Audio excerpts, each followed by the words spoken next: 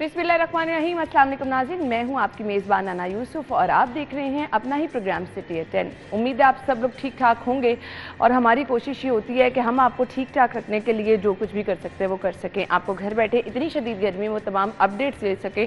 जो आपने बाहर जाना है तो आपके पास तमाम प्लानिंग हो, आपको पता हो कि कहाँ कहाँ पर आपको क्या क्या चीज़ें कैसे मिल सकती हैं। और हमारे मेहमान जो हमारे साथ मौजूद होते हैं शो में, वो भी आप ही की रहनुमाई, आप ही को गाइड करने के लिए हम मदऊ करते हैं। सो आज का शो भी कुछ इसी तरह से प्लान किया है। कुछ फूड अथॉरिटी के हवाले से बात होगी, वो खुराक जो कि बाहर जाके रेस्टोरेंट्स पे आप खा रहे हैं, वो दूध जो कि आप दुकानों से ख़रीद के लेकर आ रहे हैं, और वो तमाम गोश्त जो कि आप टोलेंटर मार्केट से लेकर आते हैं, चिकन की मैं बात कर रही हूँ। सो ये तमाम चीज़ें नो डाउट मुज़र सेहत हैं। सबसे बड़ा इशू आजकल साफ़ पानी का है। जगह जगह हम देख रहे हैं लोग बर्फ़ का इस्तेमाल बहुत ज़्यादा कर रहे हैं। तो इन बर्फ़ खानों में जाके कभी फूड अथॉरिटी ने देखा है, चेक एंड बैलेंस रखा है? हमने इंशाल्लाह 11 बजे वाले सेगमेंट में बात करनी है। सेकेंडली, गर्मी बहुत ज़्यादा है, जगह जगह पर जो है वो रेडियों पर कहीं आपको कच्ची लस्सी मिल रही है, चाटी की लस्सी मिल रही है, कहीं आपको शरबत मिल रहा है, कहीं आपको इमली आलू बहारे का शरबत अवेलेबल है। ये सब चीज़ें सोच समझ के इसलिए इस्तेमाल करें कि इसमें पानी साफ़ है या नहीं है, इसकी कोई गारंटी नहीं है। सो ऐसा ना हो कि आप गर्मी की शिद्दत को कम करने चले हैं तो बीमारियां समेट लें। अब जिन्होंने ये चीज़ें देखनी है, फूड अथॉरिटी वो क्या कर रही है, 11 बजे वाले सेगमेंट में इंशाल्लाह ये तमाम टॉपिक हमारा होगा, इस पर हम बात करेंगे। अगर आप कुछ चाहते हैं पूछना तो हमारा फेसबुक पेज है, उस पर आप मैसेजेस करते रहते हैं, आप मैसेज कर सकते हैं, अपना क्वेश्चन हमें भेज सकते हैं, तो इंशाल्लाह 11 बजे हम वो भी शामिल कर लेंगे। ले जी, कल जब हमने शो का आगाज़ किया तो वॉल्टन रोड का हमने जिक्र किया। उस टाइम आई थिंक सीएम साहिबा का तो प्लान शायद हो चुका हो कि वो आज दौरा करने जा रही हैं वॉल्टन, हमें नहीं पता था। हमारी खुशकिस्मती कह लें, बदकिस्मती कह लें कि हमारी प्रोड्यूसर साहिबा हर रोज़ वहाँ से गुजर के आती हैं और हमें अजाब भुगतना पड़ता है इनकी गुफ्तगू सुन के कि आज वहाँ से आई हूँ और ये था ये था ये था। सो कल हमने एम ही प्लान कर लिया कि हम वॉल्टन रोड के लोगों का जिक्र कर लें जो परेशान हैं, क्योंकि हमें नज़र आ रहा है कि आगे मानसून की आमद है, प्री मानसून का स्पेल शुरू होने को है, लेकिन वो काम आधा अधूरा पड़ा है। रोज़ाना ट्रैफिक जैम रहना एक बड़ा मसला बन चुका। सो कल जब इस मसले को उठाया गया तो कुछ ही देर बाद मालूम क्या होता है कि सीएम साहिबा वहाँ पहुँच गई हैं और सीएम साहिबा ने वहाँ जाके डेडलाइन भी दे दी है। दुरे नायाब भी कल हमारे साथ मौजूद थे, जिन्होंने बताया कि वहाँ पर इशू कोई नहीं है, फंड्स भी हैं, लेकिन बस हीले बहाने जो हैं वो बरते जा रहे हैं। अब वो हीले बहाने कैसे बरते जा रहे हैं, सीएम साहिबा जब वहाँ पहुंची तो उन्होंने क्या कहा, हमारी आज की खबर भी है। मैं थोड़ी सी खबर की डिटेल्स आपके साथ शेयर कर लेती हूँ जी। खबर के मुताबिक ये है जी, मानसून से कबल वॉल्टन रोड पर आवाम को दरपेश मसाइल का इजाला करने की हिदायत, पंजाब भर में नदी नालों की भरपूर सफाई। और आपको ये भी बता दें कि जी वज़ीर आला ने जब दौरा किया तो उन्होंने 6 अक्टूबर तक 6 रोज़ा सड़क जो है वो अक्टूबर में खोलने का टास्क दे दिया है। यानी अक्टूबर में ठंडी हवा का झोंका वॉल्टन रोड से गुजरने वालों को शायद मिल जाए। गर्मी बहुत ज़्यादा है, ज़रा वॉल्टन रोड दिखा दें। इस वक्त यहाँ से रोज़ाना लोगों का गुजर होता है और ट्रैफिक जो है वो बहुत ज़्यादा जैम रहती है जी। यहाँ पर एक मॉल भी है, लोग उस मॉल का रुख भी करते हैं। 3-4 रोड इससे मुंसलिक हैं जिन लोगों ने जाना होता है जी डिफेंस की तरफ, उन्हें भी शदीद मुश्किलात का सामना है। अब सोचें, ये जो मिट्टी के ढेर लगे हैं, ये जो गड्ढे नज़र आ रहे हैं, खुदा ना खास्ता बारिशें शुरू हो जाएं, काम तो वैसे ही रुक जाना है और ये मिट्टी जो है दलदल बन जानी है। यहाँ से क्या कोई गुजर सकेगा? ट्रैफिक जैम तो दूर की बात, यहाँ से तो गुजरना रिस्क है। आपको नहीं अंदाज़ा कि शदीद बारिशें होती हैं और इस दफ़ा तो शदीद वाली बारिशों की प्रेडिक्शन है। तो ये काम कहाँ चला जाएगा? और बारिशों में ये जो डेडलाइन सीएम साहिबा ने दी है, सवाल ये है कि उस पर पूरा उतर भी सकेंगे नहीं। सो मेहरबानी थी सीएम साहिबा की, कल वो पहुंची और कुछ लोगों का मसला हल होते हुए नजर आया। फाइनली ये सुबह आयशा मेहनत करके लेकर आई हैं जी, उन्होंने अपनी गाड़ी से ये फुटेज बनाई है। इस टाइम तो तकरीबन क्योंकि 8:30 बजे का टाइम है तो इतनी ट्रैफिक नहीं होती है, लेकिन जो पीक आवर्स हैं यहाँ पर वबाले जान है जाना। तो मैं लोगों से रिक्वेस्ट ये करूँगी फ़िलहाल ऑल्टरनेट रास्ता इख्तियार कर लें, थोड़ा सा लंबा रूट इख्तियार कर लें, लेकिन यहाँ ना जाएं। अब आप देख सकते हैं कि क्या सूरत हाल है। फ़िलहाल तो यहाँ पर काम के लिए कल तक कुछ मौजूद नहीं था, लेकिन अब जब सीएम साहिबा गई हैं तो ज़रूर यहाँ पर सब कुछ तैयारी तो करनी शुरू कर दी होगी। हमारे सीनियर रिपोर्टर आमिर रज़ा खान साहब और हसन अली ने हमें ज्वाइन किया। अस्सलाम वालेकुम। लकीली हम इस रोड से नहीं गुजरते, लेकिन जहाँ से हम गुजरते हैं ना, वहाँ के मसाइल भी बड़े ज़्यादा हैं।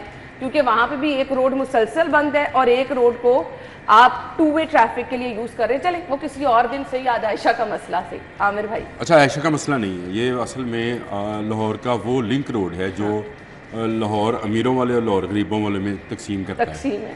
ये एक तरफ आपके पूरा भी तंग तो हो रहे एक तो पूरा आपका कैंट है, कंटोनमेंट है, डिफेंस है, और दूसरी तरफ आपकी बाकी आबादियाँ हैं जो पुराना गुलबर्ग है या जोहर टाउन है या इस तरह की आबादियाँ, टाउनशिप है। तो इस तरह ये एक लिंक रोड है जिस पर रोज़ाना सिर्फ आयशा नहीं लाखों आयशा गुजरती हैं और गुजरते हैं। इन लाखों लोगों की ये परेशानी है, इसको दूर करने के लिए निगरान गवर्नमेंट में ये मनसूबा जो है इसको पुट किया गया। और यहाँ पर हमेशा ट्रैफिक जैम रहती थी, यहाँ से लेकर आप वो जिस शॉपिंग मॉल का जिक्र कर रहे हैं, अगर आप पेल की फैक्ट्री के साथ उतरें तो आपको उतरते साथ ही आपको एक लंबी क्यू नज़र आती थी। अगर आपने डिफेंस की तरफ जाना है, वो जो चील लगाई हुई है उन्होंने बड़ी सी, पता नहीं वो अपनी तरफ से उकाब बनाया होगा लेकिन उसकी शक्ल चील से मिलती है, वो लगाई हुई है, वो उससे आप राइट होएंगे तो आप डिफेंस में एंटर होते हैं। वहाँ पर इतनी लंबी कतारें और लाइनें थी। आपने अभी जिक्र किया अल्टरनेट रूट ले लें, तो अल्टरनेट रूट क्या आपके ख्याल से हम पहले फिरोजपुर रोड पे जाके रिंग रोड लें, रिंग रोड से जाके सदर पे उतरे? मैं पता क्या समझ, आपने बताया वाकई मुझे भी अंदाजा है बहुत लंबा। आप इतना लंबा रास्ता है, इतना लंबा रास्ता है, और फिर वहाँ पे भी आपको कौन सा सुकून है जब आप सदर के इलाके में उतर जाते हैं। तो वो जो सिग्नल्स हैं जिनको अभी तक सिग्नल फ्री नहीं किया है, जो कि जिम्मेदारी है कैंट कंटोनमेंट की, कि यार अपने इलाकों में तो कम से कम आप लोग ये सिग्नल्स फ्री रोड्स बनाने की शुरू करें। एक पीको रोड सिग्नल फ्री हुआ है तो लाखों लोगों का भला है। तो ये भी एडजस्टेंट है ये पीको रोड से, अगर इसको इस तरह से देखा जाए तो एक तरफ वॉल्टन आ जाता है, स्टेशन है, और एक तरफ हम लोग जहाँ दफ्तर में बैठते हैं ये इलाका है पीको रोड का इलाका है। तो अगर ये हो सकता है तो वो क्यों नहीं? डेडलाइन इसकी मार्च तक थी। ठीक है, गवर्नमेंट के जाने से कुछ प्रॉब्लम्स शुरू हो गई, कुछ नई गवर्नमेंट आई, उसको संभालते, बजट के आते, सारी चीज़ें होती हैं, लेकिन काम रुकते नहीं हैं। मरियम नवाज़ का ये दौरा मैं समझता हूँ सिर्फ एक लॉलीपॉप है या सुर्खी पाउडर है, कुछ नहीं है। आज जो आयशा फुटेज लेके आई है, मुझे आप किसी एक जगह काम होता दिखा इस पूरी फुटेज में। आखिर वो 1 किलोमीटर, 1.5 किलोमीटर, 2 किलोमीटर वो चली है। ये कह रही हूँ कि मेरा पॉइंट भी ये था फुटेज बनाने का कि कल सीएम साहिबा गई हैं और आज भी वहाँ पे वहराना है। ये अभी मुझे ना अभी कुछ देर पहले हसन अली एक चीज़ बता रहे थे, कहते कि किसी स्पीकर, पंजाब असम्बली के स्पीकर ने आना था मीडिया का टॉक करने के लिए, तो रेड कारपेट बिछाए गए, फूल बिछाए गए असम्बली के अंदर ही कि उसने आना है स्पीकर ने। और जैसे ही स्पीकर ने तकरीर ख़त्म की वो सारा कुछ ये अभी सुना रहा था स्टोरी, ये अभी 3 दिन पहले की बात है। ये मरियम को अब ममानी बनाया गया। मामू तो नहीं बन सकती, वो ममानी तो बन सकती है ना। ये हमारे अदारे ममानी बनाते हैं इनको और ये बन जाती हैं। मसला इनका ये है कि खतून है जल्दी बातों में आ जाती हैं, बातों में ना आए, आपको दिन रात इसकी निगरानी करनी पड़ेगी। आपने ये जो अक्टूबर की डेडलाइन दी है ये भी मीट नहीं हो पाएगी, और मीट इसलिए नहीं हो पाती है, बहुत सारी जगहों पे बहुत सारे घपले हैं जी। अब आपको बता दूं, ठेकेदार इसलिए भी लेट करते हैं, फिर वो इस लेट के बहाने में कहते हैं जी अब टेंडर की कीमत जो है बढ़ गई, क्योंकि आपने चीज़ों की अब टैक्स लग गया 1 जुलाई से। बिल्कुल ऐसे ही है। हाँ, तो ये इन्होंने कहना जी आपने सरिया सीमेंट पे तो टैक्स लगा दिया, अब हमारे पैसे भी बढ़ा दें। अच्छा, इसमें ना एक जो अहम चीज़ है वो ये है कि कल जब सीएम साहिबा गई हैं तो उन्होंने 31 जुलाई की डेडलाइन दी है इसको कंप्लीट करने की। वो 3 रोया की है, ठीक है, वो 3 रोया की है ताकि कम से कम रोड जो है वो ट्रैफिक चले। लेकिन इसमें जो सबसे अहम चीज़ है वो क्या है कि हमने जो निगरान गवर्नमेंट थी, हमने उसमें एक चीज़ देखी थी, चीफ मिनिस्टर हो या कोई मिनिस्टर हो, उनका डेली का काम था कि वो जितने प्रोजेक्ट शहर में चल रहे थे, अगर चीफ मिनिस्टर खुद नहीं है तो उन्होंने वहाँ पे कंटेनर के अंदर अपना एक मिनिस्टर जो है उसको कहा कि तुमने यहाँ से नहीं हिलना, उसने अपना बोरिया बिस्तरा वहाँ पे रखा। मुतहरिक थी, मतलब डीसी साहिबा, तो कमिश्नर साहब, मेरे ख्याल से ज्यादा दौरे कमिश्नर ने कर छोड़े, चीफ सेक्रेटरी ने, कमिश्नर ने, डिप्टी कमिश्नर ने, सारों ने दौरे किए। जब तक ये स्टेप नहीं उठाया जाएगा ना तब तक कुछ नहीं होगा। और इसमें सबसे अहम चीज़ आपको मैं बताऊं, नहीं, और एक और चीज़ आपको मैं बताऊं, मुझे तो ऐसा लगता है कि क्योंकि नून लीग के एक बहुत सीनियर रहनुमा ख्वाजा साद रफ़ीक का वो हल्का भी है, और उनकी हारने की वजह भी शायद यही हो कि ये जो प्रोजेक्ट है ये मेन प्रोजेक्ट है। और जब भी बारिश हुई है हमने हमेशा ये देखा है कि वहाँ पे 3-3, 4-4 फुट जो है वो पानी, हमारे रिपोर्टर सबसे पहले उधर जाते हैं, मैंने वहाँ से लाइव किया हुआ है, ठीक है, वहाँ से हमने किया हुआ है,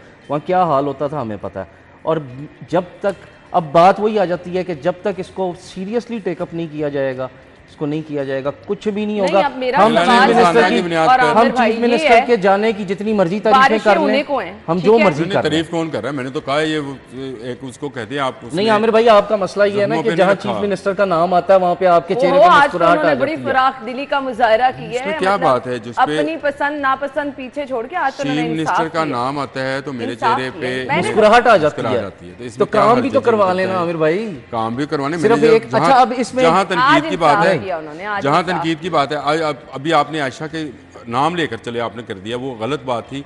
लाखों लोगों का मसला है। लाखों तो क्या लोगों ये का सब्जाजार वाली रोड 2.5 साल से नहीं बन रही? वो लोगों का मसला नहीं है।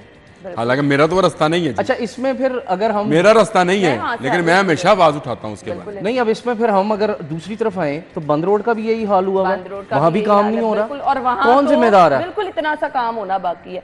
मुझे सिर्फ अब ये बता देंगे, जो रोड मैंने देखा है जगह जगह मिट्टी के ढेर लगे हैं, बारिश हो जाती है ये मिट्टी पानी में बहेगी, नालों में जाएगी, वहाँ नालों के आगे बुरे हालात हैं और आजकल में ही बारिशों की प्रेडिक्शन है।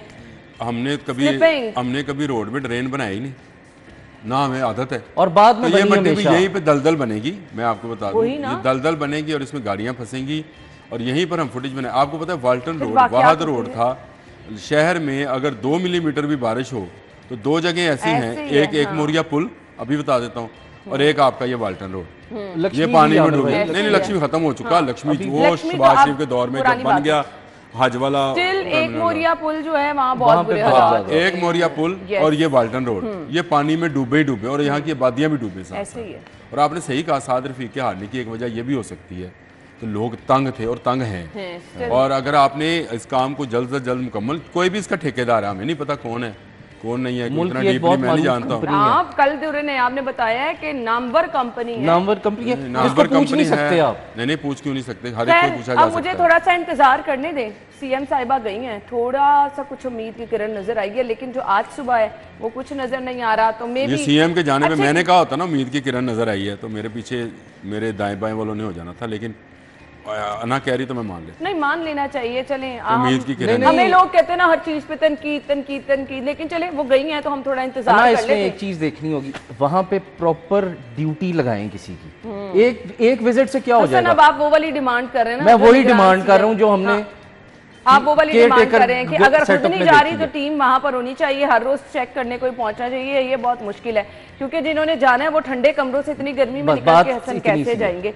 अच्छा जी, मॉनसून जो है उसकी एंट्री होने को है, 1 जुलाई तक बादल बरसेंगे, अर्बन फ्लडिंग का अलर्ट जारी। इसी बात का रोना रो रहे हैं, पता नहीं क्या होगा। हवाएं थमने, शहर में हवाएं थमने से गर्मी की शिद्दत में इजाफा, हब्स बढ़ गया है, मुख्तलिफ अजला में शदीद तूफान और कहीं यालाबारी। महकमा बल्दियात का सैलाब के पेश के इंतजाम करने, ड्रेनों और नदी नालों की फौरी भल सफाई। ले अब आके सफाई कर रहे हैं। मानसून शुरू हो गया जी, 30 ये जून स्टार्ट से है, अब शुरू होने स्टार्ट पे होने सफाई वाला है। 30 करते हैं। जून से मानसून शुरू है, नहीं, प्री मानसून शुरू खत्म होने हो पे जाएगा। सफाई करते हैं। ये करते ही नहीं है, ये तो अच्छा। ड्रामा है। मैंने तो आपको बहुत अरसा पहले बताया था, मैंने अभी तक किसी नाले की सफाई होते नहीं देखी। नहीं हुई। अच्छा, एलओएस मैं रोजाना बहुत गुजरता दफा, हूँ। एमी मैं झूठ क्यों कहूँ क्योंकि वहां से गुजरना होता है तो वहाँ गाड़ियां खड़ी होती हैं एलओएस। मुझे नहीं पता जी, खड़ी होती है। मैं वहाँ पे वहाँ एलओएस कैंप मेरा बनाया जाना हुआ नहीं है। होता। हाँ, वहाँ कैंप 2 है दिन सिर्फ। पहले मैं एलओएस से 2 दफा गुजरा हूँ, 2 दिन कुछ पहले नहीं था। सिर्फ। क्योंकि मैं मिसेज को उतारने जाता था मुल्तान रोड से, मैं एलओएस की तरफ से होके तो आगे गुजरता हूँ। मैंने नहीं देखी जी सफाई होती। मैं सच्ची बात करनी आमिर भाई, आप चाहिए। सुबह मैंने सुबह इससे जाते आगे हैं, आप सुबह तो कोई नहीं होता। इसके आगे गुलशन रावी है, उसके उस वहाँ पे भी कुछ नहीं है। फिर मेरे घर के बाहर से मुराद है कि मेरी सोसाइटी के बाहर एक नाला गुजरता है सब्जाजार और वहाँ मरगजार तो में बहुत है, ही बुरे हालात हैं। वहाँ हुआ। इकबाल टाउन वाला नाला है, वहाँ हुआ। ये हमारे ये यहाँ वाला जो पे ये कॉलेज रोड वाला नाला है, इसका हाल इसका देख हुआ। लें। अब इसके साथ ही आप ज़रा देख लें, ये जो रोड है हमारी माल्टन लिंक रोड, इसके साथ एक नाला बहता है, उसकी सफाई हुई? किस जगह पे हुई सफाई और किसने कहीं भी नहीं की हुई। और कहाँ तजावजात खत्म की? मेरा मसला अभी ये मैं है, एमडी राशा को मेरा टेलीफोन मसला लाइन ये पे है लूं तो उन्होंने क्या क्या काम किया, एक लंबी लिस्ट आपको नहीं वो बता काम कागजों में तो अल्हम्दुलिल्लाह हम अमेरिका से आगे जा चुके हैं जी कागजों में। और आप अगर आपने लोगों ने किसी ने मैटर किया जैसे मैंने किया है तो माशरती लूम में तो हम दुनिया की बेहतरीन कौमों में से एक कौम है। वो तो माशरती लूम है जी, हाँ। उसमें तो उस पर इनकार नहीं कर सकता, मैं ना इनकार कर सकता हूँ ना मेरी जरूरत है। लेकिन ये बेहतरीन कौम जो है, ये आपको रोड्स पर, ये आपको गंदे नालों पर, ये आपको तजावजात पर, ये आपको ड्रग्स ट्रैफिकिंग पर, ये आपको नहर के किनारे लेट के इंजेक्शन लगाते हो, ये बेहतरीन कौम नज़र आती होती है और इसका रोकथाम करने वाला कोई नहीं है। मुझे बता दें, कोई वासा का एहलकार बता दे, ये सारी जगह वासा की है जो नालों के साथ साथ है। इस पर जो तजावजात है इसकी मंथली कौन लेता है, यही पूछ लिया जाए सिर्फ। सही बात है। कल मैं स्टोरी पढ़ रहा था अग्रवाल की, दिल्ली में। उसने सबसे पहला काम क्या किया था, आज वो सबसे मरूफ पार्टी है वहाँ की, बिजली फ्री देता है वो 300 यूनिट तक के लिए लोगों को, और जो उनके 300 से ऊपर के यूनिट्स हैं उस पर वो आधी कीमत में देता है। पूरे इंडिया से सबसे सस्ती और मुफ्त बिजली वहाँ पे है। और हमारे यहाँ पे सिर्फ दावे हैं। उसने एक काम किया सिर्फ, जिसमें पैसा ही पैसा आ गया, उसने रिश्वत बंद करा दी। उसने एक नंबर दिया, उसने कहा ये डायरेक्ट मेरे सेक्रेटेरिएट का नंबर है, आपसे जो बंदा पैसे मांगे आपने इसको फ़ोन कर देना कि जी मुझसे ये पैसे मांग रहा है, मेरा काम ये काम मेरा जायज़ काम हो। मैं रिश्वत इसलिए ना दे रहा हूँ कि मैंने ये गरीब की ज़मीन पर कब्जा करना है, ये पटवारी साहब या तहसीलदार साहब मेरा कब्जा करा दो, DC साहब, कमिश्नर साहब, इस पे ना हो। आपका जायज़ काम है, आप फ़ोन करें। और अगर रिश्वत वाला, अपने खुद के मिनिस्टर गिरफ्तार करा दिए नहीं, अब उसकी हुकूमत पंजाब में भी है, जो आपका हमारा भाई मशरकी पंजाब है, वहाँ पे भी उसकी हुकूमत है। अग्रवाल के बंदे की, अग्रवाल उसके बंदे ने भी अपना मिनिस्टर गिरफ्तार कर दिया सिर्फ रिश्वत लेने के। आज मुझे बताएं, क्या यहाँ नहीं हो सकता ये मामला? यहाँ पे हो जाए। यहाँ पे क्यों नहीं हो सकता? मुझे एक बात बताएं, आपके chief minister cell, complaint cell बना, हाँ, काफी अरसा बना, ठीक है, स्टिल है, स्टिल है, ठीक है, उसकी क्या कारकर्दगी रही? फिर वो एक आपको याद होगा कि वो सिटीजन पोर्टल एक बना था प्राइम मिनिस्टर का, क्या कारकर्दगी रही? हमारे यहाँ पे वही बात है कि वो माजी का किस्सा हो गया, वो माजी का किस्सा हो गया। यहाँ पर जिस तरह से उसने टेंशन ली, उस तरह से टेंशन तो कौन टेंशन लेगा? आमिर भाई कौन अब लेगा? उस पे आपने वो चमचे और पॉलिशियां बिठा दी। आमिर भाई एक मिनट मेरी बात सुनो। कंप्लेंट सेल में कुछ पॉलिशी, मुझे पता है ना पॉलिशियां कौन कौन पॉलिशी और चमचा बैठा होता है। सब अच्छा है, लोग तो सब अच्छा है, ठीक है, तो बस अब मैं फिर वही बात करूंगा। हमने बात की अभी नालों की सफाई की, पिछली, फिर केयर टेकर गवर्नमेंट की बात करूं कि उस दौर में क्या हुआ था। फिर मिनिस्टर्स आगे आए थे, मिनिस्टर्स को आगे किया गया था। 4-5 मिनिस्टर थे, वही बेचारे भाग, 6 मिनिस्टर थे, दो एडवाइजर थे और 6 मिनिस्टर थे, तो उन्होंने भी तो काम किया। तो अब जो ये फौज है इतनी बड़ी, ये किस लिए रखी हुई है? और फौज भी वो है कि जिनके पास हर एक के पास हर तरह की मराहत है, अच्छी खासी सहूलियात हैं, लेकिन काम जो है, खैर अब हम बात करेंगे तो ये हो जाता है तनकीद कर रहे हैं, काम सारा किया हुआ है, वो आपको कुछ ही दिनों में पता चल जाएगा। बस 1-2 दिन की बात ही रह गई है, तो आप देख लीजिएगा बारिशें होती हैं तो क्या होता है, हम ही आपको दिखा देंगे, आपने क्या देखना है, यहाँ पे ही मौजूद होंगे। बारिशों के साथ, कम बारिश के साथ भी क्या सूरत हाल होती है। खैर इस दफ़ा तो अच्छी खासी बारिशों की प्रेडिक्शन है, अल्लाह ताला सबको महफूज रखे। हम ब्रेक के बाद आपको ज्वाइन करेंगे, आप हमारे साथ ही रहिएगा।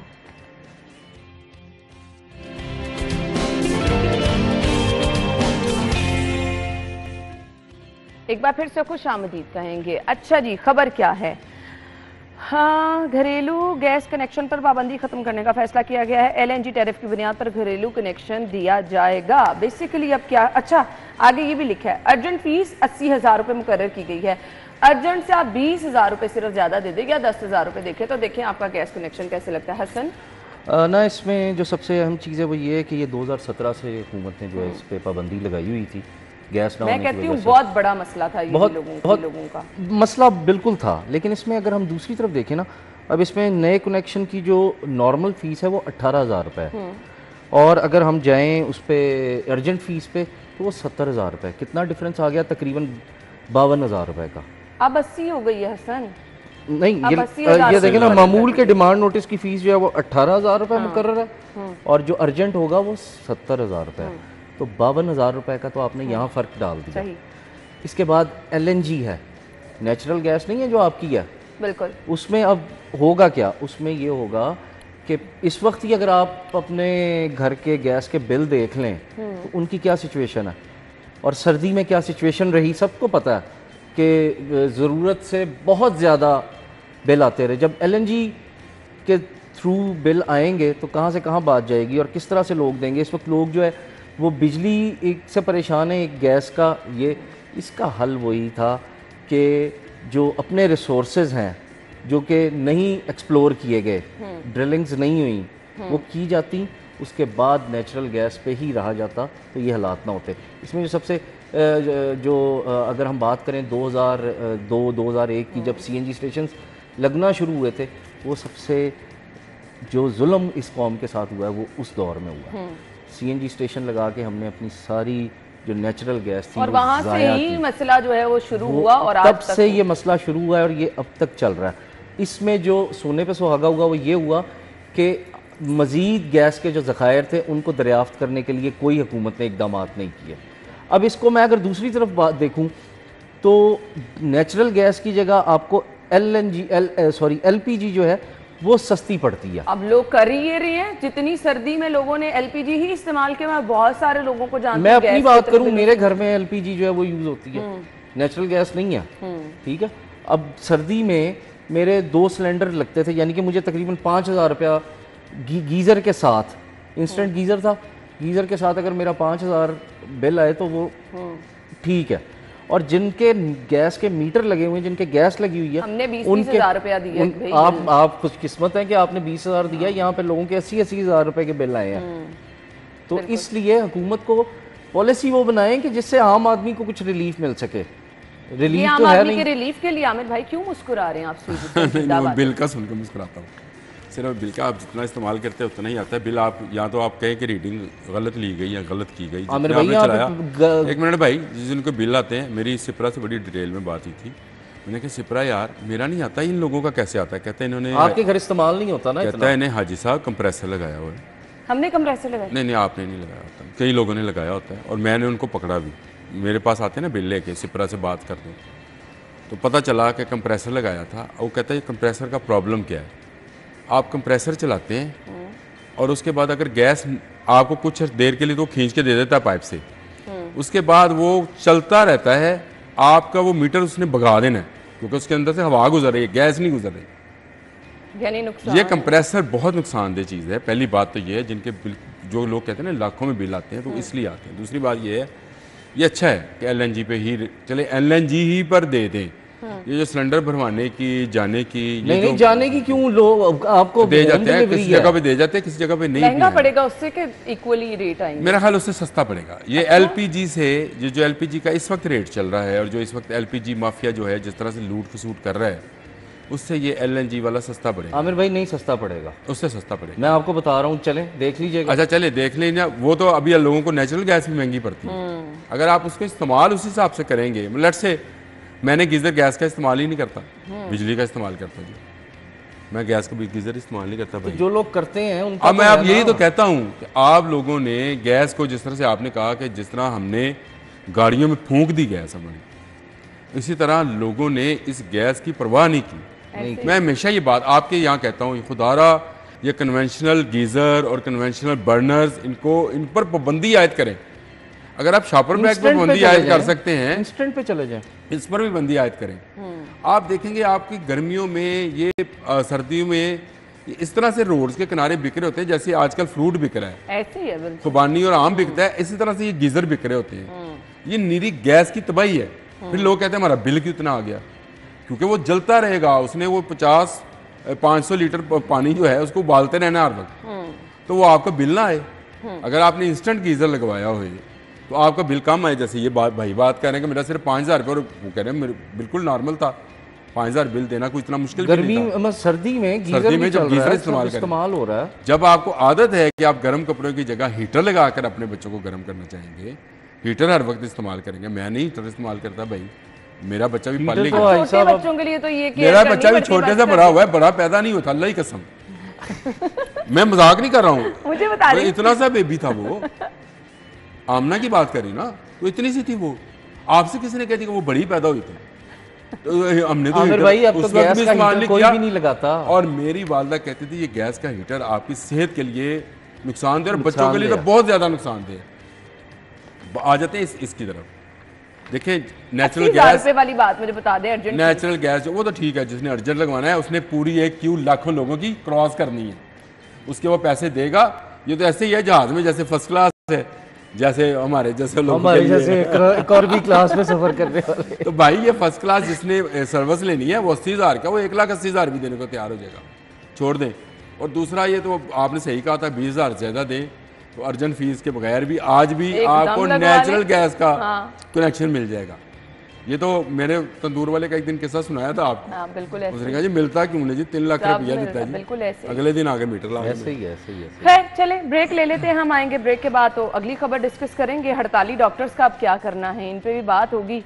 कल ख्वाजा साहिबान ने जो है इस पर गुफ्तगू भी की है, कोई तो हल इसका निकालना है, यही वक्त की अहम ज़रूरत है। शहर के सारे अस्पताल इस वक्त वीरान पड़े हैं, लोग सिफारिश हमें कर रहे हैं कि मेहरबानी करें कहीं से इलाज मुआवजे के लिए कुछ जो है वो बंदोबस्त कर दें। अब क्या कर सकते हैं। खैर आएंगे, कल के इजलास की बात करेंगे, हमारे साथ ही रहिएगा।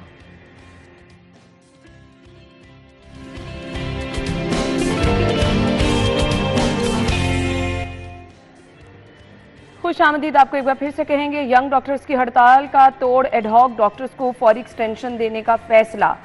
ख्वाजा सलमान रफीक और ख्वाजा इमरान नज़ीर की ज़ेर सदारत कल इजलास हुआ है। स्टिल ये हड़ताल चल रही है और शहर के तमाम बड़े अस्पतालों में डॉक्टर्स ने OPDs बंद कर रखी हैं, यानी हज़ारों मरीज आते हैं वापस चले जाते हैं, सुनने वाला कोई नहीं। अब ये जो तोड़ निकाला है, आमिर भाई टूट जाएगा ये मुझे तोड़ वो से इनका। शेष याद आ गया, झूठ बोला है तो इस पर कायम भी रहो ज़फ़र। आदमी को साहिब किरदार होना चाहिए। ख्वाजा सलमान साहब और ख्वाजा इमरान साहब, ये आपने झूठ तो नहीं बोला, बोला तो आपने सच है। अब आपको साहिब किरदार होकर दिखाना पड़ेगा। आप इस बात से पीछे ना हटिएगा। जब तक आप इस ब्लैक मेलिंग को, इस यंग डॉक्टर्स की ब्लैक मेलिंग को ख़त्म नहीं कर पाते हैं, लोग आपके साथ हैं, लोग आपको दुआएं देंगे अगर आप इनकी ये बदमाशी ख़त्म कर दें और इनकी नौकरियां ख़त्म करें। जो आप डाक पे लोग बेचारे डॉक्टर्स जो हैं वो रोज़गार के लिए मारे फिर रहे हैं। मैं आपको बता रहा हूँ, और कुछ तो यहाँ के हैं, कुछ तो बेचारे वो जाली डिग्रियाँ कह रहा हूँ, जो ताजिकिस्तान और राजकिस्तान मुख्तलिफ ममालिक से जो करके आए हुए हैं, जो जिनको यहाँ दाखिला नहीं मिलता, वो जो लेके आए हो डिग्रियाँ, वो भी बेचारे रुल रहे हैं यहाँ पे। तो इन यंग डॉक्टर्स की भाई एक तो आप इनको पाल रहे हैं और दूसरा इन आस्तीनों के सांपों को आप रूल निकालें। ये न मरीज़ों के दर्द हैं और ये सीनियर डॉक्टर्स को भी ख़राब करते हैं। मैं आपको ये भी बताऊँ, ये उनके किए हुए काम को, किसी डॉक्टर को डिग्रेड कराना है तो उसके किए हुए काम को ख़राब करेंगे। और मेरा इनसे पाला रहा है, पिछले दिनों जब मेरा ऑपरेशन था तो मेरा इनसे यंग डॉक्टर से भी पाला था, सीनियर डॉक्टर से भी पाला था।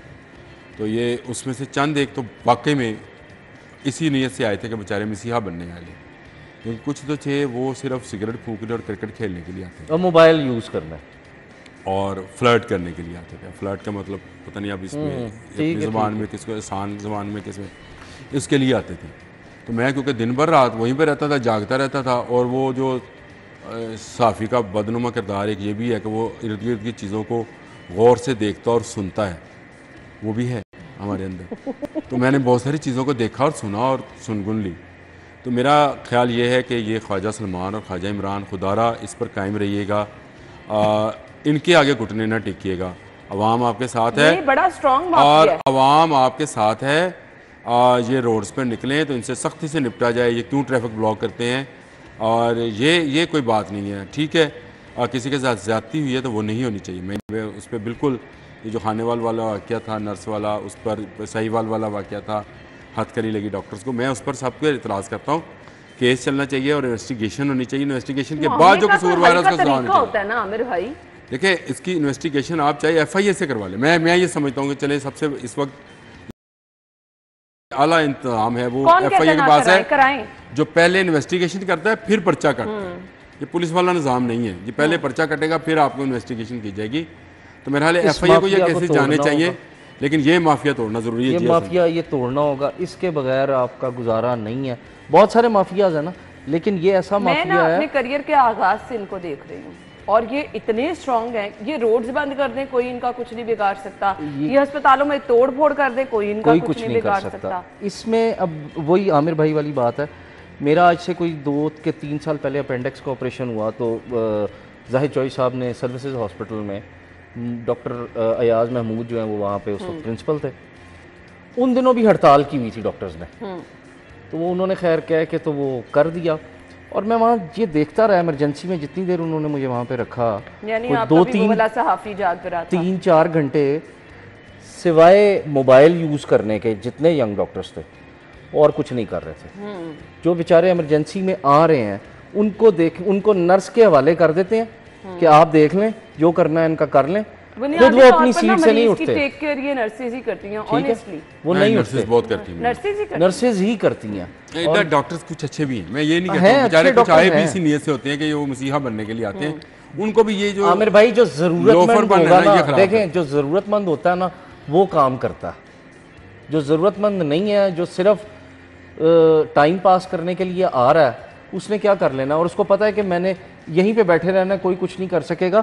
तो इसलिए आप वाली बात है कि ख्वाजा सलमान रफ़ीक और ख्वाजा इमरान नज़ीर को ये चाहिए कि वो इन खिलाफ एक्शन लें। ये कहना काफी है हसन के हड़ताली डॉक्टर अगर संजीदा हैं तो एहतजाज खत्म करें, सिर्फ ये नहीं नजर आते हैं नहीं, ये देखें अब एक चीज, कितने दिन आज हो चुके हैं लोग ख्वार हो रहे हैं, आज मैंने कहा 21वां रोज है, ठीक है 21वां दिन, आप इसमें एक चीज, मेरा ख्याल है 21वां ना, इसमें आप आयशा कंफर्म कर दे कितनवां रोज आप इसमें एक चीज देखें कि लाहौर शहर में कहाँ से जो है वो लोग अपने मरीजों को लेके आते हैं, अपने प्यारों को लेके आते हैं, रेफर किया जाता कि जी लाहौर में सहूलियात ज्यादा हैं, ले जाएं। तो अब जब वो यहाँ पे आते हैं पता चलता है जी आगे अच्छा, है ही नहीं। ऐसा है कि ओपीडी के अलावा भी अगर ओपीडी बंद है ना तो बाकी जगहों पर भी काम इतना स्लो होता है, किसी का दिल करता है तो कर लेता है, देख लेता है मरीज, नहीं तो नहीं। ऐसा नहीं है कि ओपीडी बंद है तो बाकी जगह बड़ा अच्छा काम चल रहा है, बिल्कुल ऐसा नहीं है।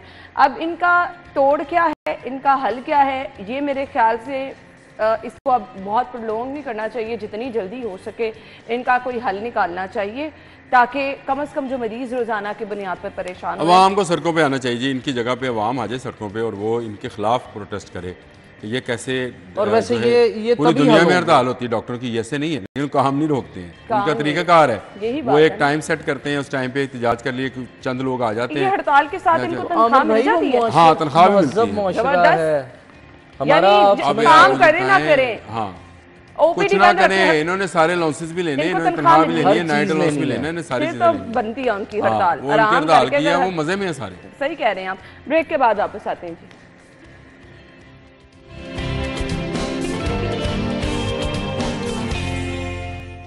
एक बार फिर से खुश आमदीद कहेंगे। खबर क्या है, प्राइवेट स्कूलों को 10% बच्चे फ्री पढ़ाने का पाबंद करवाने का फैसला किया गया है। गरीब और मुस्तहिक बच्चे भी प्राइवेट स्कूलों में मुफ्त तालीम हासिल कर सकेंगे।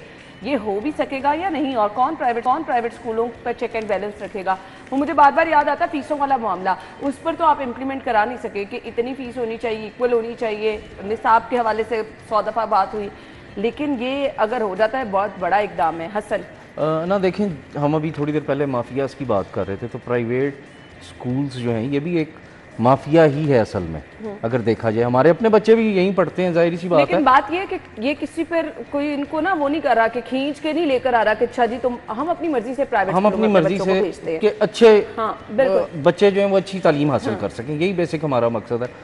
इसमें जो अगर हम खबर पढ़ें तो इसमें ये 2014 में ये जो है ये मंसूबा लाया गया था, और इसमें यह था कि 10% हर जो प्राइवेट स्कूल है वो 10% अपने इलाके के जो गरीब बच्चे हैं उनको पढ़ाएगा, उनको फ्री जो है क्या बड़े प्राइवेट स्कूलों को भी पाबंद किया जाएगा? ये सबको किया जाएगा। अगर ये इम्प्लीमेंट हो जाता है तो ये एक अच्छा इकदाम है। इसके साथ ही अगर हम दूसरी तरफ देखें तो हम जब हमारे पास बजट मौजूद है, सरकारी बजट मौजूद है ना, तो हम अपने जो सरकारी स्कूल्स हैं उनमें ही क्यों फैसिलिटीज़ बेहतर नहीं करते? बिल्कुल, कि वहाँ पे सारे जो है वो बजाय इसके कि जो प्राइवेट स्कूल्स हैं इनके तरले करने हैं, एक तरह से तरला ही होता है ना कि ये या पाबंद करना जो भी कुछ है उन्होंने करनी है, एट द एंड अपनी मर्जी है। आप वाली बात है कि फीसों का मसला हल आज तक नहीं हुआ। आज भी हम जो है वो गर्मियों की छुट्टियों में 3 महीने की फीस हम उसी तरह से देते हैं, उसमें कोई कमी नहीं है। जब वो नहीं हो सका तो इस पे इम्प्लीमेंट कराना गवर्नमेंट किस तरह से करवा लेगी? सबसे मेन सरकार चाहे तो सभी कुछ हो सकता है। मेरे पास 1 मिनट है आमिर भाई, एक कमेंट। बड़ा अच्छा है, प्राइवेट स्कूलों को मजीद फंड देने का एक बहाना ढूंढ लिया गवर्नमेंट ने, जो उनको नवाजना चाहते हैं। हमारे अपने बच्चे जो हैं वो पढ़ेंगे, हमारी फीसों को हम फीस देंगे, लेकिन रजिस्टर में उनका नाम लिखा होगा मुस्तहिक बच्चों के अंदर, और हो सकता है किसी एक आध को यतीम भी लिख दिए साथ कि ये यतीम बच्चा हम पढ़ा रहे हैं, आप उसकी फीस दे रहे हैं, आपको पता नहीं है। और ये हुआ है, 30 सेकंड ये पकड़ा गया था, और ये स्कैंडल दोबारा पकड़ा जाएगा। मेरा नहीं ख्याल ये हल है इसका। ये तो प्राइवेट स्कूल माफिया को आप यानी काली भेड़ें फायदा उठा लेंगी, वो फायदा उठाएंगी, सारे उठाते हैं। आप एचएसएन कॉलेज में एक बच्चा गरीब का दाखिल करा के दिखाए ना, गवर्नमेंट ये दिखा दे, गवर्नमेंट का दायरा ना, गवर्नमेंट वहाँ दाखिल करा के दिखा दे, प्राइवेट स्कूल वाले भी दाखिल कर दे। हम हेडलाइंस के बाद आते हैं जी, बहुत बहुत शुक्रिया।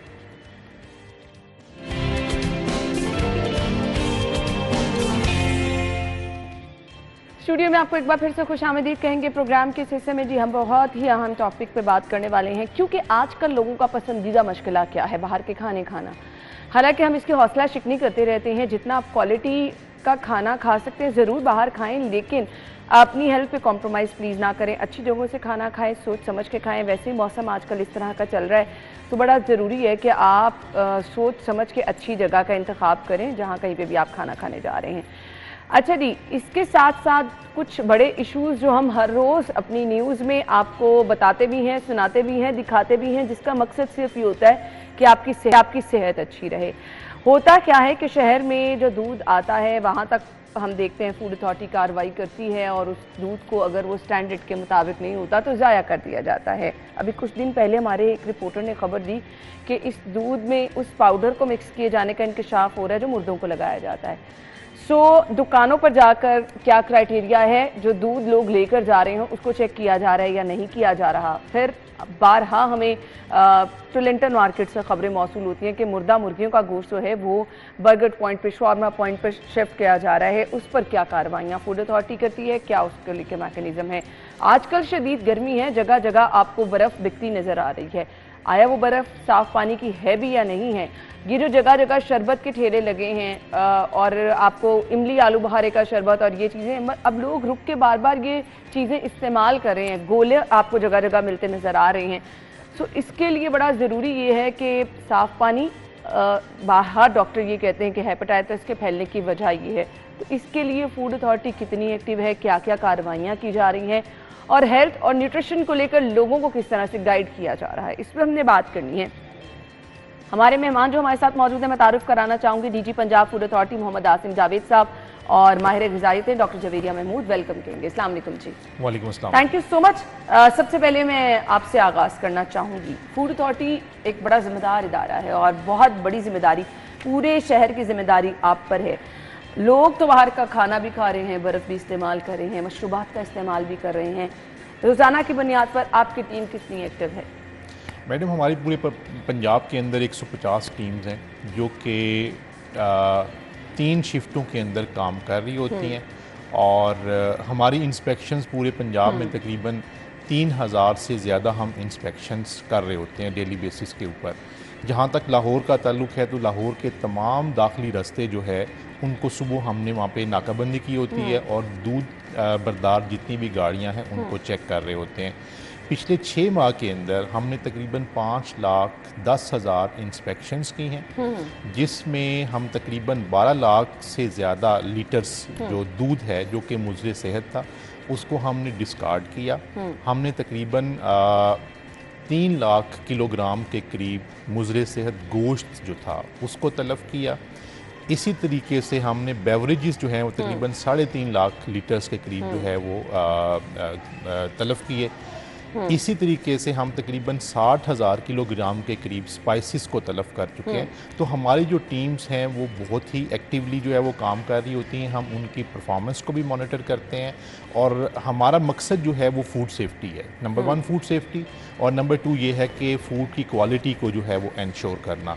और दूध एक बहुत बड़ा इशू है, उसके हवाले से हम तकरीबन सिर्फ क्योंकि ये बुनियादी चीज़ें ना जिसको हम न्यूट्रिशन में कहते हैं कि बड़ी अहम है। दूध का इस्तेमाल करना है आपने, चिकन का इस्तेमाल करना है, अंडों का इस्तेमाल करना है। अगर यही अच्छे नहीं होंगे तो फिर हम अपने बच्चों की सेहत के साथ दिसंबर से लेकर अभी तक हम दूध की इंस्पेक्शंस को 200% इंक्रीज़ कर चुके हैं, और जो हमारी ओवरऑल इंस्पेक्शंस हैं उनको हम तकरीबन 60% इंक्रीज़ कर चुके हैं। जो फ़ाइन की अमाउंट पिछले सालों की निस्बत थी वो तकरीबन 90% हम इंक्रीज़ कर चुके हैं। हमारा मकसद जो है वो ये है कि हमने क्वालिटी फ़ूड, और दूसरा नंबर 1 सेफ़ फ़ूड, और नंबर 2 क्वालिटी फ़ूड जो है उसकी फ्राहमी को यकीनी बनाना है। ठीक है। और इंशाल्लाह आपके तरफ से भी हमें बहुत सपोर्ट रहती है।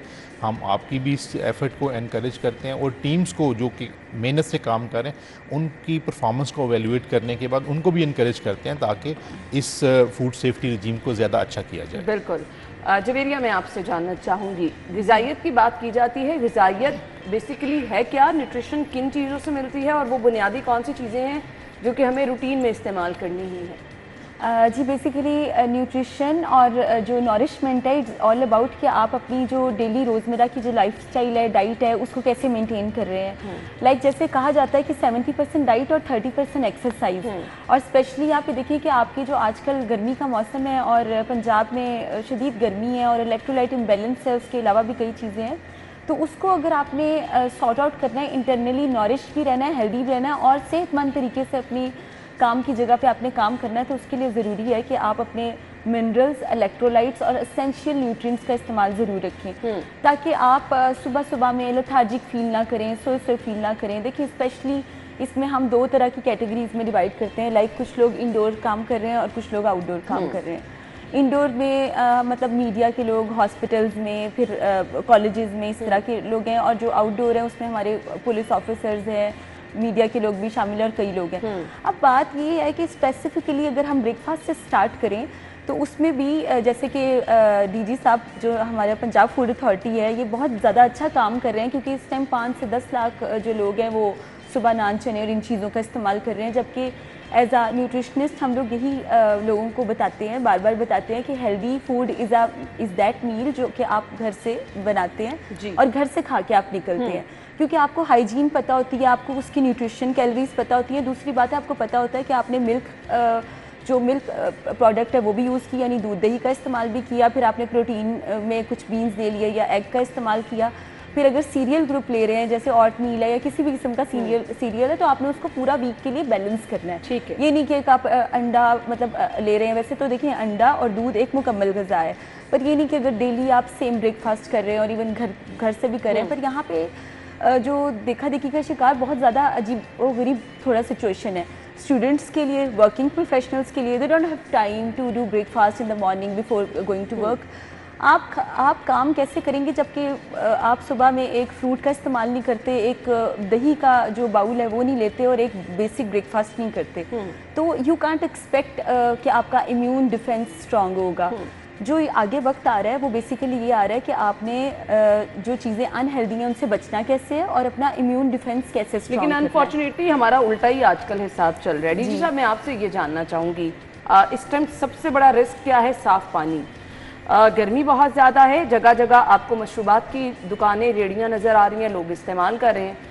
फिर बर्फ़ खाने, मतलब हमने 1-2 दफ़ा जो सरप्राइज़ विज़िट किया, हमारी टीमें पहुंची, जंग आलूद वो ब्लॉक्स होते हैं जिनमें बर्फ़ जमा रहे होते हैं, पानी भी साफ़ नहीं होता है। सो किस तरह से आपकी टीम कार्रवाई कर रही है? मैडम, हमारी जो समर कैंपेन है उसमें बेवरेजेस हैं, उसमें फ्रूट जूसेस हैं, इसी तरह से बर्फ़ बनाने वाली फैक्ट्रीज़ हैं, उनके ऊपर हम एक्शन जो है वो ले रहे हैं। जहाँ पे भी हमें क्या कह सकते हैं कि वायलेशन मिलती है या कंप्लायंस नहीं होती फूड सेफ्टी स्टैंडर्ड्स की, हम उसके हवाले से एक्शन लेते हैं। मैं आपको बताऊं कि शहर के जितने भी ये मशरूबात के पॉइंट्स हैं, इंक्लूडिंग ये करतबा चौक में 2-3 बड़े मशहूर पॉइंट्स हैं, इसी तरह से इमली आलू बुखारे के शरबत वाले तो पॉइंट्स जगह जगह रेड़ियाँ लगी हैं, कैसे पॉसिबल है कि इतनी जगहों पर आप? मैडम बिल्कुल पॉसिबल है, कर रहे हैं उसको हम कर रहे हैं। उसके अलावा आपने कोई भी जो हमारी अभी मवेशी मंडियां थी उनमें भी आपने कोई ऐसा वाक़या नहीं सुना होगा। उसकी वजह ये थी कि हमने डेडिकेटेड टीमें वहाँ पे जो है ना वो लगाई हुई थी, इस बात को इंश्योर करने के लिए कि क्वालिटी फूड वहाँ पे दिया जा रहा हो। और इसको हम समर कैंपेन के ऊपर, इसके अलावा समर में हमारी न्यूट्रिशन की कैंपेन भी बड़ी जो है विगरसली चल रही है। ईद के ऊपर भी हमने उसको बड़े अच्छे तरीके से जो है वो तमाम मीडिया के ज़रिए से लोगों से शेयर किया। और इस ईद पे अल्हम्दुलिल्लाह आपको फूड पॉइजनिंग के या गैस्ट्रो के इश्यूज़ कम मिले होंगे। समर के ऊपर भी हमारी न्यूट्रिशन जो गाइडेंस है वो इसी तरह से है कि आप जो है वो नींबू पानी लें, आप जो है पानी का इस्तेमाल जो है वो ज़्यादा करें, इसी तरीके से ताकि आपका इलेक्ट्रोलाइट जो है वो इम्बैलेंस ना हो। और इसी तरीके से हम इनकरेज करते हैं कि घर के मशरूबात आप बेवरेजेस को लेने की बजाय, आप जूसेस को लेने की बजाय प्रेफर करें कि घर के अंदर ही आप जो है वो जूस बनाएं। आप घर के अंदर ही जो है मिल्क शेक बना लें या दूसरा जो है ना फ्रूट शेक बना लीजिए, वो आपके लिए ज़्यादा अच्छा है कि आपको पता है कि ये हाइजेनिकली आपने इसको जो है वो प्रिपेयर किया है। तो हम बिल्कुल एक तो जो फूड सेफ्टी और फूड क्वालिटी है उसके साथ साथ न्यूट्रिशनल वेलबींग के हवाले से भी काम कर। किस तरह से आपकी कार्रवाइयाँ चलती हैं वो मुझे बता दीजिएगा, क्योंकि लोगों का तो फेवरेट मशगला है कि कम अज़ कम मुझे लगता है बहुत भी लोग वो घर में तो जो ऑर्डर्स होते हैं लेट नाइट वो तो एक अलग है, लेकिन वीकेंड्स पे तो हमें हर फूड पॉइंट पर बहुत रश नज़र आता है। जी मैडम, जो रेस्टोरेंट्स हैं स्पेशली डिनर के हवाले से, क्योंकि डिनर पे रश होता है, तो हमारी लाहौर में 12 टीम्स हैं जो कि जिनके मतलब मुख्तलिफ एरियाज़ हैं। जैसे गुलबर्ग की एक टीम है, इकबाल टाउन की, शालामार टाउन की एक टीम है, इस जोहर टाउन की टीम है लाइकवाइज। तो वो सारी की सारी टीम्स जो हैं वो अपने जुडिस्डिक्शनल एरिया के अंदर काम कर रही होती हैं। और मैं आपको बिल्कुल ये बात तसल्ली से आपसे शेयर करना चाहूँगा कि कई ऐसे रेस्टोरेंट्स हैं जब हम उनके किचन पे जाते हैं तो हमें खुशी होती है कि इन्होंने फूड सेफ्टी के और हाइजीन के स्टैंडर्ड्स को अच्छे तरीके से ऑब्ज़र्व किया हुआ है, और हम वहाँ से उनको जो है अप्रिशिएट करके निकलते हैं। ये और हमें अच्छा लगता है कि, और हम कहते हैं कि बाकी जो लोग हैं वो भी उनको इसी तरीके से जो है ना वो फॉलो करें। तो फूड सेफ्टी के ऊपर मैडम और अडल्ट्रेशन के ऊपर कोई कॉम्प्रोमाइज़ नहीं है। जहाँ भी हम देखेंगे कि कहीं किसी तरह से वायलेशन हो रही है जिसकी वजह से किसी भी कंज्यूमर की जो है ना के लिए हेल्थ हैज़र्ड हो सकता है, हम वहाँ पे कोई कॉम्प्रोमाइज़ अच्छा, नहीं। एक चीज़ तो वाज़ेह कर लें कि इन रेस्टोरेंट्स वगैरह में जहाँ हम जाते हैं ना, कुछ प्रोसेस्ड फूड भी होता है, हाफ कुक करके रख लिया होता है, जैसे कोई ऑर्डर होता है तो फिर उसको बना के दे दिया जाता है। जवेरिया, ये जो हाफ कुक फूड होता है इसको आप काफ़ी देर के लिए रख लेते हैं, फिर जब कोई ऑर्डर हुआ उसको बना दिया, या फिर प्रोसेस्ड फूड कितना नुकसानदेह है? देखिए, अभी बकरा ईद गुजरी है और आपको पता है कि यहाँ पे स्टोरेज टेक्निक्स के हवाले से अगर बात की जाए तो मीट स्पेशली थॉइंग प्रोसेस में अगर दोबारा उसको डिफ्रोस्ट किया जाए या उसको आप नॉर्मल टेम्परेचर पे ला के दोबारा से करते हैं तो उसमें माइक्रोबियल एक्टिविटी सबसे ज़्यादा है। गोश्त ऐसी चीज़ है जहाँ पे इंसानी जिस्म को प्रोटीन प्रोवाइड करती है, वहाँ पे ही साथ उसमें माइक्रोबियल एक्टिविटी ज़्यादा है, तो उसको बैलेंस, कंट्रोल और मैनेज और साथ में स्टोरेज कंडीशंस बहुत इंपॉर्टेंट है। जैसे कि पंजाब फूड अथॉरिटी तो इस पर प्रॉपरली काम कर रहे हैं और मतलब डिफरेंट प्रिकॉशनरी मेजर्स भी बताते हैं, हाइजीन भी, स्टोरेज का टाइम कितना है, और स्पेसिफिकली जो कमर्शियल फूड्स हैं लाइक जो लोग मतलब मैं प्राइवेट कंपनीज़ हैं उनका नाम नहीं लूँगी, पर फ्रीज़र्स और फ्रिज भरे हुए हैं और उस पर अक्सर चीज़ें एक्सपायर हुई होती हैं और पहले वो 1 साल पड़ी रहती हैं, फिर 1 साल वो बाहर मार्केट्स में पड़ी रहती हैं। तो वो उस तरह से न्यूट्रिशनल बेनिफिट्स इंसान कभी भी उससे नहीं ले सकता जो कि आप हेल्दी जो नेचुरल रिगर मॉर्टिस यानी कि नेचुरल स्लॉटर मीट को लिया जाता है, चाहे उसमें मुर्गी है, फिश है, रेड मीट है, ये 3 चीज़ें। अब सिचुएशन ये है कि जब चीज़ प्रोसेस्ड होती है, जब चीज़ कमर्शियल और पैकेज्ड होती है, सबसे पहले वो ह्यूमन ब्रेन को अफेक्ट करती है। It's like a public nutritional awareness for every second person, specially for the working ladies जो कि प्रोफेशनल हैं, और वो बच्चों को आपको पता है बिल्कुल एक डब्बे वाला जूस साथ कुछ फिर कहते हैं कि बच्चे की ब्रेन ग्रोथ नहीं है, उसकी हाइट ग्रोथ नहीं है, मतलब कॉग्निटिव डेवलपमेंट्स नहीं है। तो ये चीज़ें बहुत इन रूट ग्राउंडेड स्टार्ट होती हैं। ठीक है, जैसे कहते हैं ना कि पहले 20 साल पिया हुआ जो आपने दूध पिया हुआ है, न्यूट्रिशन खाई है, तो वो आपकी नेक्स्ट 20 ईयर्स को जनरेट करती है, और mothers are the nation builders. तो मैं इसी को कर रही हूँ उसके साथ मतलब आई इंटरलिंक दिस थिंग कि जो गोश्त पे आ जाते हैं कि जो प्रोसेस्ड मीट है या फिर जो आपने ईद पे गोश्त सेव किया हुआ है वो तकरीबन 6 to 8 वीक्स मैक्सिमम आप रख सकते हैं। अब आप उसको रखते हैं पता नहीं कितने माह पूरा साल अगली बकरा ईद तक लोगों की रान और पता नहीं क्या कुछ चल रहा होता है। तो this is not a healthy idea. Basically तो कुर्बानी होती है, उसको 3 हिस्सों में डिवाइड किया जाए, एक अपना हिस्सा, एक गरीबों का और एक रिश्तेदारों का, मतलब जो मुस्तहिक लोग हैं उनका। अब उसमें जो आपका अपना हिस्सा आप कोशिश करें कि मैक्सिमम नहीं तो बस 6 to 8 वीक्स में उसको जिस तरह के शिद्दत का मौसम है आप कितनी देर गोश्त भी खा सकते हैं, मेरे ख्याल से ये भी मुश्किल ही हो जाता है। बिल्कुल।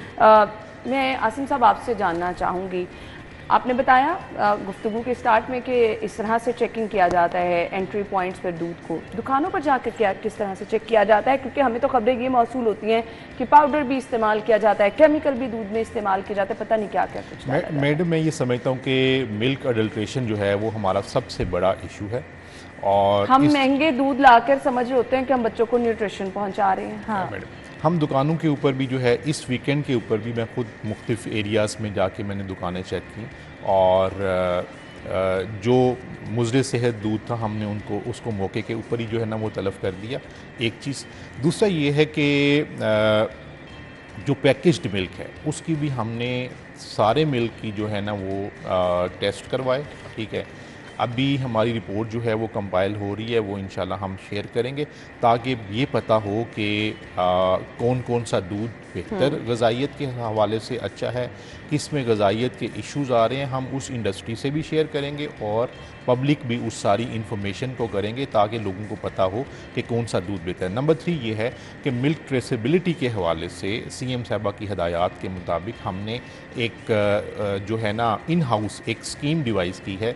हमारे 2 बड़े शहर हैं लाहौर और रावलपिंडी, इसमें बैकवर्ड ट्रेसेबिलिटी की हम शॉप से फार्म तक जो है वो तमाम ट्रेसेबिलिटी जो उसके नोड्स आ रहे हैं साहब वो तो ठीक है, लेकिन मुझे लगता है कि वो चीज़ें जो कि आप दुकानों पे कार्रवाइयाँ करते हैं वो ज़रूर आपको जो है मीडिया तक पहुंचानी चाहिए। वो इसलिए लोगों को अवेयरनेस हो कि कम से कम इन शॉप से दूध नहीं खरीदना है। मैडम एक बड़ा रिस्क है ये। मैं आपकी तवज्जो से एक बड़ी जो है ना माजरत के साथ ये चीज़ कहना चाहूँगा कि हम FIR करते हैं, अगले दिन उसकी बेल हो जाती है, ठीक है। हमें कोर्ट्स की तरफ से वो जो है वो रिस्पांस नहीं मिलता। अगर एक बंदे को गलत दूध देने या मिलावट वाला दूध देने के ऊपर हम प्रॉपर हमारे पास रिपोर्ट होती है, साइंटिफिक एविडेंस होता है कि ये मिलावट वाला दूध है, इसके अंदर यूरिया है, इसके अंदर फार्मालिन है, इसके अंदर जो है वो मुज़र सेहत जो है ना वो चीज़ें शामिल हैं, उसके बावजूद अगले दिन उसकी बेल हो जाती है। अगर एक बंदे को 2 साल के लिए सज़ा हो जाए, उसके बाद आपको दूध के अंदर मिलावट नज़र नहीं अगर आएगी। किसी को आप मिसाल बनाएंगे तभी आने वाला सिलसिला जो है वो रुक सकेगा। लोग परेशान होंगे कि भाई अब हमने ये किया तो हमारे साथ भी ये होगा। ब्रेक होगी, ब्रेक के बाद गुफ्तगू का सिलसिला आगे बढ़ाते हैं।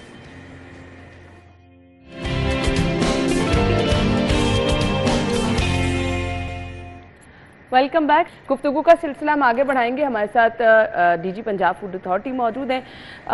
आसिम साहब, आपने बोला कि कानून इस तरह का है कि जी अगर FIR होती भी है तो अगले ही दिन बेल हो जाती है। सो मैं आपसे ये पूछना चाहती हूँ कि उसमें दफात बेलेबल वो होगी तो ही उसमें होती है ना, तो उसमें क्यों नहीं सख्ती लेकर आई जा रही?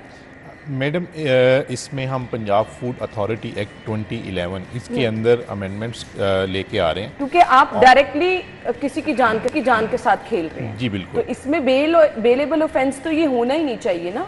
मैडम इसमें हम जो ऑफेंसेस हैं उनको 2 कैटेगरीज में कर रहे हैं। एक है वायलेशंस जो होंगी उनके ऊपर इंस्टेंट एक्शन जो है वो ले लिया जाएगा, और दूसरा है ऑफेंस। जो ऑफेंस है अगर वहाँ पे प्रूवन अडल्ट्रेशन है तो हम उसके ऊपर FIR कर रहे हैं, और उसके अलावा जो है उसकी सज़ा भी ज़्यादा तजवीज़ कर रहे हैं, और उसको जो है नॉन बेलेबल ऑफेंस। लगता खासा डिले है क्योंकि एक अरसे से ये सिलसिला चल रहा है, और अगर अभी भी सिर्फ ये चीज़ें प्लानिंग का हिस्सा रहेंगी तो लोग तो मुतासिर होते चले जा रहे हैं। मैं इसमें 2 चीज़ें बहुत अहम हैं। एक तो ये है कि हमारी लीगल टीम ने सारी की सारी 0 ड्राफ्ट इसका तैयार हो चुका है, उसको हमने जो है ना फाइनल वेटिंग के लिए गया हुआ है। उसके बाद हम उसके ऊपर उसको कैबिनेट के अंदर हम ले जाएंगे, और उम्मीद है इंशाल्लाह हमारा वो लॉ वहाँ से जो है वो हो जाएगा, प्रूव हो जाएगा, ठीक है।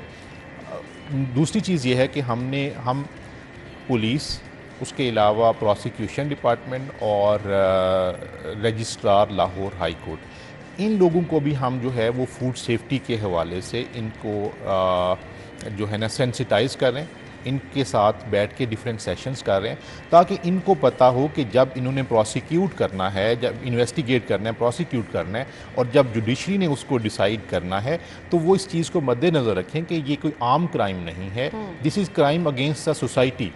और अगर हमें अपनी फ्यूचर जनरेशन को बचाना है, बच्चों को, औरतों को बचाना है, आपकी तरफ से कोई स्ट्रॉन्ग जैसे ही कोई एक्शन लिया जाएगा उसके बाद की ये सब चीज़ें ना, मतलब आपकी तरफ से सख्ती होगी, फिर बाकी चीज़ों की तरफ स्टेप बाय स्टेप हमने जाना है। मुझे ये बता दें, गैर मेयारी ऑयल हर जगह से पकड़ा जा रहा होता है, सो उस पर किस तरह से कार्रवाई की जाती है और क्या आपका उस पर तरीक़ाकार होता है? मैडम उसके अंदर भी हमारा यही तरीक़ाकार होता है। अगर वो सेफ्टी स्टैंडर्ड्स के ऊपर कॉम्प्रोमाइज्ड है तो उसके ऊपर हम FIR देते हैं। मैंने जैसे कि शुरू में अर्ज़ किया कि हम तकरीबन पिछले 6 माह के अंदर 60,000 किलोग्राम के करीब, जो कि किलोग्राम या लीटर्स घी या ऑयल था जो कि गैर मायारी था, मुज़र सेहत था, उसको हम तलफ़ कर चुके हैं, और इसके ऊपर हम तकरीबन 50 के करीब हमारी FIRs हैं जो ऑयल और घी के हवाले से है।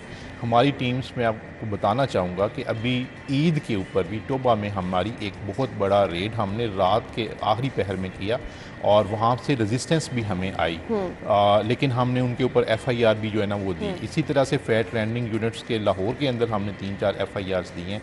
कसूर में हमने एक बहुत अगर बड़ी हम फैक्ट्री स्पेसिफिकली लाहौर की बात कर लें तो रोज़ाना की बुनियाद पर कितनी कार्रवाइयाँ हो जाती हैं, क्योंकि इतने इतने बड़े यूनिट लगे हैं और जिस तरह से ऑयल तैयार किया जा रहा है नाकिस चर्बी से, ये तो डायरेक्ट जो है ना वो जानलेवा चीज़ें। मैडम दो चीज़ें बहुत अहम हैं। ऑयल की आपने बात की, पाकिस्तान वो वाहिद मुल्क है दुनिया में अंदर ग्लोबल जो है वो ऑयल की इनटेक की जो एवरेज है दैट इज़ 7 kgs और litres per capita per annum. Pakistan के अंदर ये 21 kgs और litres per capita per annum है।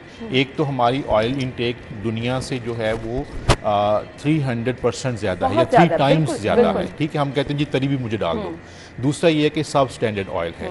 ऑयल की हम रिगरस कैंपेन कर चुके हैं, तमाम ब्रांड्स का, तमाम मार्केट से हमने ब्रांड्स का ऑयल जो है खुद भी टेस्ट किया और कराची के अंदर जो सबसे अच्छी लैब है वहाँ से हमने उसको टेस्ट करवाया। अभी हम उस रिपोर्ट हमारे पास आ चुकी है, कंपाइल करके मीडिया के साथ भी शेयर करेंगे और उनके साथ सख्त एक्शन लेंगे।